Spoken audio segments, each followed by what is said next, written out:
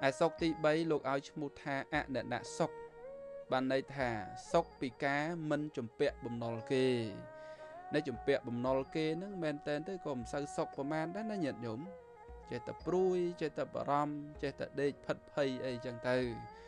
rương chùm bẹ lôi kê nè nhận nhổm mà lược tràn đòn đã hơi thà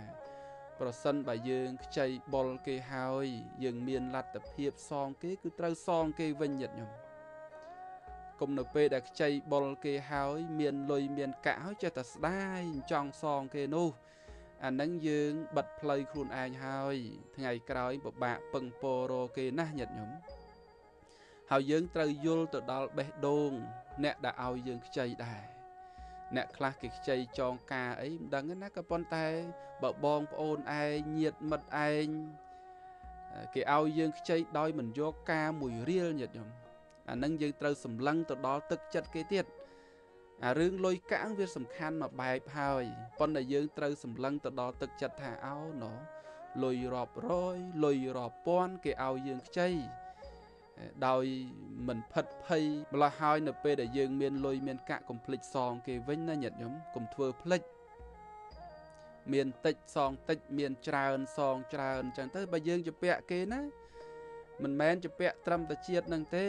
រាប់រយរាប់ពាន់ជាតិញាតិញោមត្រូវសងគេញាតិញោមទោសនៃការជពាក់លុយគេហ្នឹងទី1ធ្វើឲ្យមើលមុខគ្នាចំមើលមុខគ្នាត្រូវបាត់បង់មិត្តបាត់បង់ភ័ក្របាត់បង់ញាតិហើយថ្ងៃក្រោយត្រូវពឹងពររគេពិបាករណាស់ញាតិញោមបើយើងសងអាចាស់គេហើយយើងវាសនុកខ្ចីអាថ្មីគេទៀតហើយបើយើងអាចាស់មិនទាំងទាន់សងគេផងហើយយើងប្រុងមកខ្ចីអាចាស់អាថ្មីទៀតហ្នឹងគេមិនឲ្យខ្ចីទេហ្នឹងទោសហ្នឹងទោសបច្ចុប្បន្នហើយមួយទៀតប្រសិនបើយើងខ្ចីលុយគេមានផ្ដិតមេដៃមានសញ្ញេអីត្រឹមត្រូវយើងមិនសងមានទោសមានទណ្ឌរហូតដល់ជាប់គុកជាប់ច្រវាក់ក៏មានដែរប្រសិនបើយើងខ្ចីលុយគេហើយហ្នឹងនឹងញាតិញោមជពាក់លុយគេត្រូវចេះសងគេផងណាញោម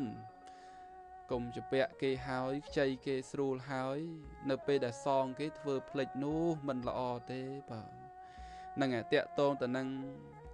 សុកកើតឡើងពីការមិនជពាក់លុយគេគឺសុកណាញាតិញោមមិនដេកព្រួយមិនផិតភ័យមិនតក់ស្លុតអីទេយើងមិនជពាក់លុយគេផងមានប្រមាណចាយប៉ុណ្ណឹងមានប្រមាណប្រើប្រាស់ប៉ុណ្ណឹងញាតិញោមហ្នឹងចំណុចទី3ឯសុកទី3លោកឲ្យឈ្មោះថាអននៈសុកបានន័យថាសុកពីការមិនជំពាក់បំណុលគេនៅជំពាក់បំណុលគេហ្នឹងមែនតែនទៅក៏មិនសូវសុកប្រមាណដែរណាញាតិញោមចេះតែព្រួយចេះតែបារម្ភចេះតែដេកផិតភ័យអីចឹងទៅរឿងជំពាក់លុយគេនេះញាតិញោមអាត្មាលើកច្រើនដងដែរហើយថាប្រសិនបើយើងខ្ចីបុលគេហើយយើងមានលទ្ធភាពសងគេគឺត្រូវសងគេវិញញាតិញោមគុំនៅពេលដែលខ្ចីបុលគេហើយមានលុយមានកាក់ហើយចេះតែស្ដាយចង់សងគេនោះអានឹងយើងបិទផ្លូវខ្លួនឯងហើយថ្ងៃក្រោយពិបាកពឹងពររគេណាស់ញាតិញោមហើយយើងត្រូវយល់ទៅដល់បេះដូងអ្នកដែលឲ្យយើងខ្ចីដែរអ្នកខ្លះគេខ្ចីចងការអីមិនដឹងណាក៏ប៉ុន្តែបើបងប្អូនឯងញាតិមិត្តឯងគេឲ្យយើងខ្ចីដោយមិនយកការមួយរៀលញាតិញោមអានឹងយើងត្រូវសម្លឹងទៅដល់ទឹកចិត្តគេទៀតអារឿងលុយកាក់វាសំខាន់មួយបែបហើយប៉ុន្តែយើងត្រូវសម្លឹងទៅដល់ទឹកចិត្តថាអោណោលុយរាប់រយលុយរាប់ពាន់គេឲ្យយើងខ្ចីដោយ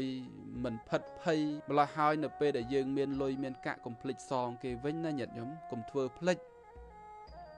មានតិចសងតិចមានច្រើនសងច្រើនអញ្ចឹងទៅបើយើងជពាក់គេណាមិនមែនជពាក់ត្រឹមតែជាតិនឹងទេរាប់រយរាប់ពាន់ជាតិញាតិញោមត្រូវ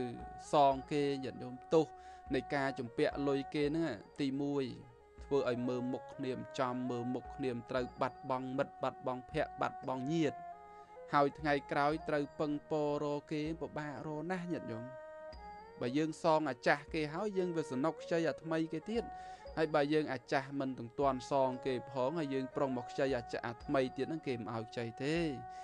ហ្នឹងទោសហ្នឹងទោសបច្ចុប្បន្នហើយមួយទៀតប្រសិនបើយើងខ្ចីលុយគេមានផ្ដិតមេដៃមានសញ្ញេអីត្រឹមត្រូវយើងមិនសងមានទោសមានទណ្ឌរហូតដល់ជាប់គុកជាប់ច្រវាក់ក៏មានដែរ ប្រសិនបើយើងខ្ចីលុយគេហើយហ្នឹងនឹងញាតិញោមជាពាក់លុយគេត្រូវចេះសងគេផងណាញោមកុំជាពាក់គេហើយខ្ចីគេស្រួលហើយនៅពេលដែលសងគេធ្វើផ្លិចនោះមិនល្អទេបាទហ្នឹងតាក់ទងទៅនឹងសុកកើតឡើងពីការមិនជាពាក់លុយគេគឺសុកណាញាតិញោមមិនដេកព្រួយមិនផិតភ័យមិនតក់ស្លុតអីទេយើងមិនជាពាក់លុយគេផងមានប្រមាណចាយប៉ុណ្ណឹងមានប្រមាណប្រើប្រាស់ប៉ុណ្ណឹងញាតិញោមហ្នឹងចំណុចទី3ឯសុកទី3លោកឲ្យឈ្មោះថាអននៈសុកបានន័យថាសុកពីការមិនជំពាក់បំណុលគេនៅជំពាក់បំណុលគេហ្នឹងមែនតើទៅក៏មិនសូវសុកប្រមាណដែរណាញាតិញោមចេះតែព្រួយចេះតែបារម្ភចេះតែដេកផិតភ័យអីចឹងទៅរឿងជំពាក់លុយគេនេះញាតិញោមអាត្មាលើកច្រើនដងដែរហើយថា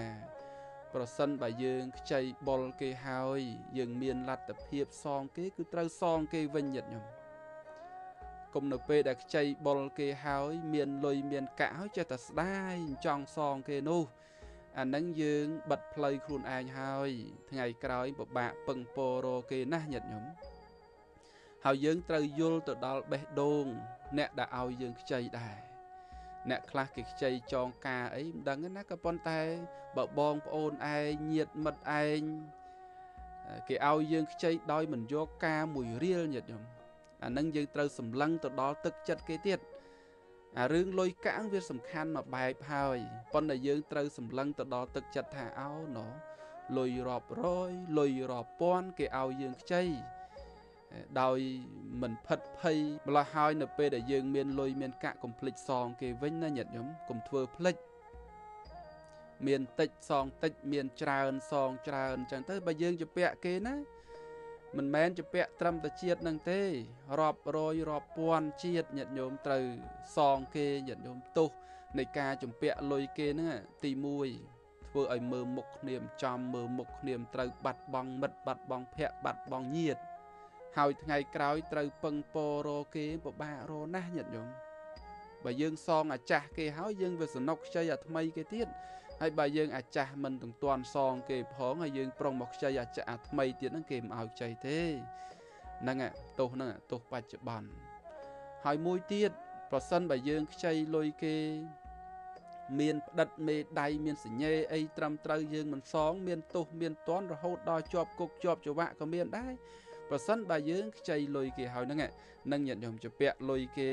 ត្រូវចេះសងគេផងណាញោមកុំជាពាក់គេហើយខ្ចីគេស្រួលហើយនៅពេលដែលសងគេធ្វើផ្លិចនោះមិនល្អទេបាទហ្នឹងតាក់ទងទៅនឹងសុកកើតឡើងពីការមិនជាពាក់លុយគេគឺសុកណាញាតិញោមមិនដេកព្រួយមិនផិតភ័យមិនតក់ស្លុតអីទេយើងមិនជាពាក់លុយគេផងមានប្រមាណចាយប៉ុណ្ណឹងមានប្រមាណប្រើប្រាស់ប៉ុណ្ណឹងញាតិញោមហ្នឹងចំណុចទី3